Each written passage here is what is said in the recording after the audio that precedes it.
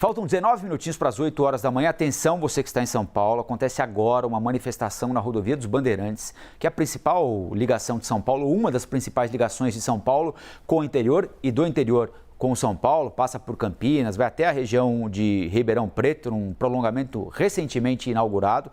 São indígenas da tribo dos Guaranis que estão protestando na rodovia dos Bandeirantes contra o projeto de lei 490, que é aquele projeto de lei do marco temporal.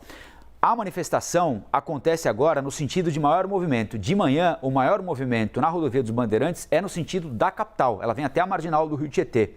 Sai do interior, região de Campinas, passa por Jundiaí, Louveira, Valinhos, enfim. Muita gente mora em cidades próximas aqui à capital e trabalha na capital. O movimento é muito grande, não só de carros, de caminhões também, mas especialmente de carros, porque os caminhões que vêm dessa região do interior de São Paulo geralmente utilizam a Anhanguera, que é uma rodovia que corre paralela a Bandeirantes. O bloqueio acontece agora na altura do quilômetro 20. Como vocês podem ver, ninguém passa.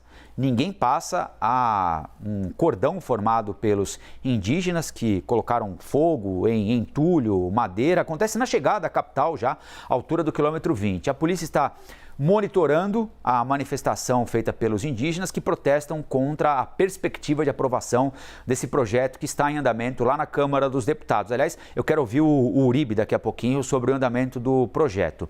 O marco temporal é um projeto que foi pensado pelo presidente da Câmara, Arthur Lira. Teve a urgência aprovada na semana passada. Urgência, o que é? Grosso modo, é quando os deputados ou senadores extraem um projeto, pinçam um projeto e dão a ele a condição de projeto urgente, a preferência para que ele seja colocado à frente na pauta de outras discussões importantes. E na votação da urgência foi possível perceber um apoio importante por parte dos deputados. A bancada ruralista é forte apoiadora desse projeto do marco temporal, que prevê o seguinte: prevê que toda e qualquer terra indígena só pode ser definida na forma da lei como área protegida para indígenas, desde que determinada comunidade indígena que reivindica aquela terra estivesse com os pés fincados naquela terra até o dia 5 de outubro de 1988,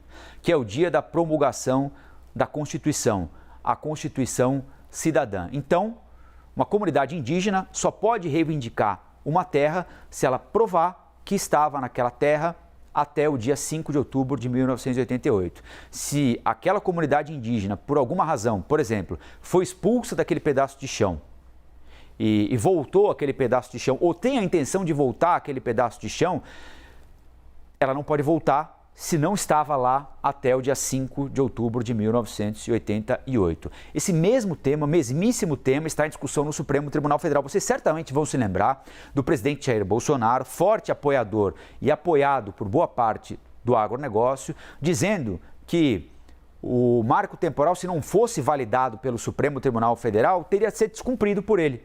Ele não sabia o que ia fazer, porque isso poderia inviabilizar o agronegócio no Brasil, porque ele parte do princípio, esse é o argumento, que era o argumento manifestado pelo presidente Bolsonaro e que é o argumento do agronegócio, que em tese os indígenas podem pedir posse de qualquer pedaço de chão por aqui.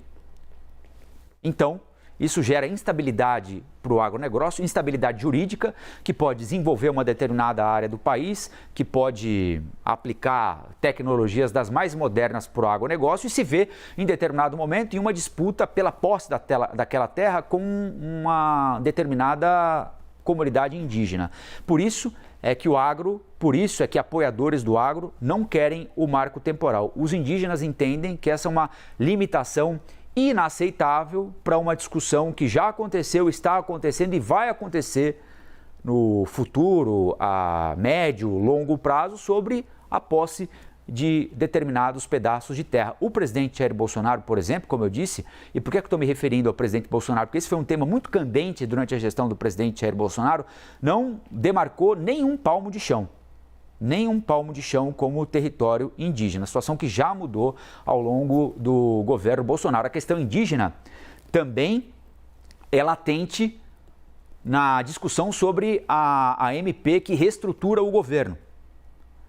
O Ministério dos Povos Indígenas perdeu a autoridade para determinar a instalação, o reconhecimento de um determinado território indígena. Essa atribuição volta para o Ministério da Justiça e da Segurança Pública.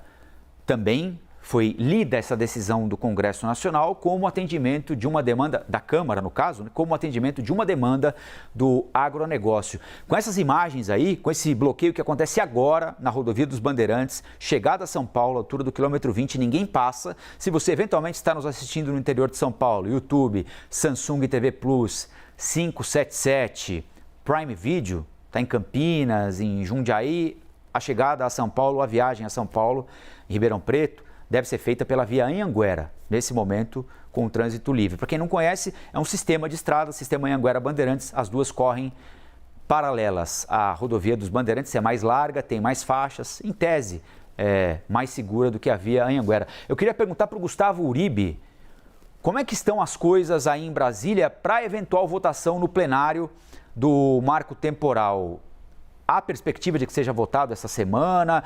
Se for votado na Câmara, imagino que a tendência seja passar com alguma vantagem. Há receptividade no Senado? Como é que isso corre em paralelo à discussão no Supremo Tribunal Federal? Quando é que o Supremo retoma essa discussão, Uribe? Explica para a gente em que passo estão as coisas por aí, enquanto ocorre uma manifestação em São Paulo, não por acaso, indígenas protestando na rodovia dos Bandeirantes.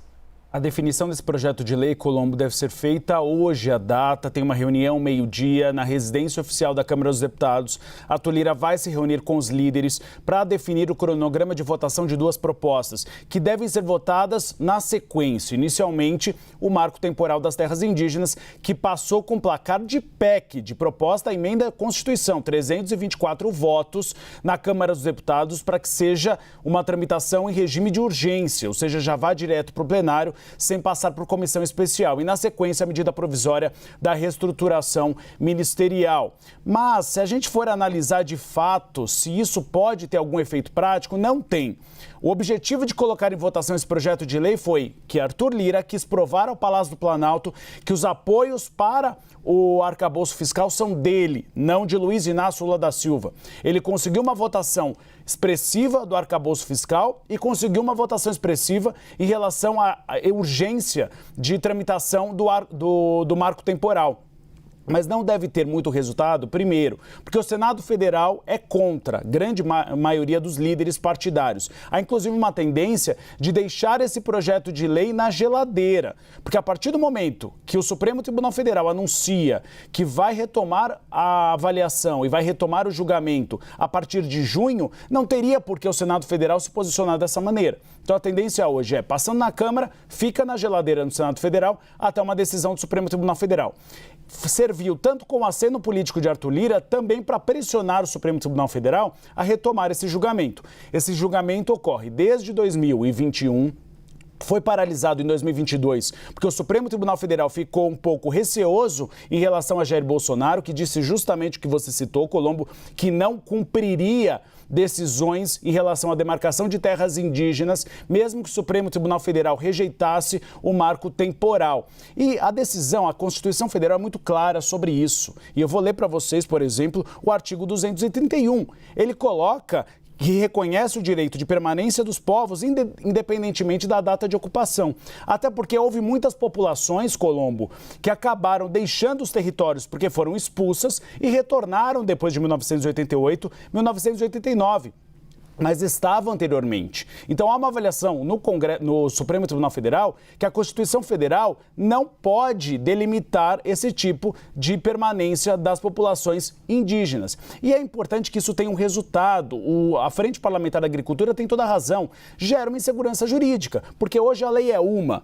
E aí amanhã pode mudar, e como ficam aqueles territórios? Tem de ser devolvidos aos indígenas ou não? Tem de ser demarcados ou não? Então é importante que tenha uma definição. E a expectativa é de que o Supremo Tribunal Federal, em junho, tome essa decisão, independentemente do que a Câmara decidir. Mesmo que a Câmara decida pelo marco temporal, isso tudo cai com uma decisão do Supremo Tribunal Federal, que é o verdadeiro guardião da Constituição Federal. O argumento é importante e, de fato, em um aspecto, não sei se só nele, mas em um aspecto o agronegócio tem razão. O que aconteceu lá na terra indígena Raposa Serra do Sol, por exemplo, né? Em Roraima, a decisão foi tomada pelo Supremo Tribunal Federal e os arrozeiros tiveram de sair de lá quase que deixando tudo para trás, tudo aquilo que desenvolveram. Não vou entrar no mérito aqui porque o Supremo já tomou essa decisão. O território é indígena, pertence aos indígenas, mas foi também uma decisão tomada num momento da história em que aquela região, devida ou indevidamente ocupada pelos arrozeiros, tinha se desenvolvido de uma maneira que parecia impossível de ser controlada, né? Mas a decisão do Supremo fez com que as coisas voltassem atrás. O relator foi o ministro Aires Brito daquele episódio, não é, Uribe? Os arrozeiros tiveram de deixar a Raposa Serra do Sol, aquilo, de certa maneira, sem entrar no mérito da decisão, porque o mérito já foi decidido pelo Supremo Tribunal Federal, aumentou a sensação de insegurança, de muito agricultor, de muita gente do agronegócio, entendendo que pode acontecer a mesma coisa. Você vai a um determinado território, estimula o desenvolvimento daquela região, produz, trabalha pela produção, faz estrada, constrói silo, tudo mais, e de repente uma decisão do Supremo manda tudo desaparecer, que tudo seja removido de lá para que a terra volte aos indígenas. Portanto, uma regra tem de existir. A gente vai continuar acompanhando essa manifestação na Rodovia dos Bandeirantes em São Paulo. Agora,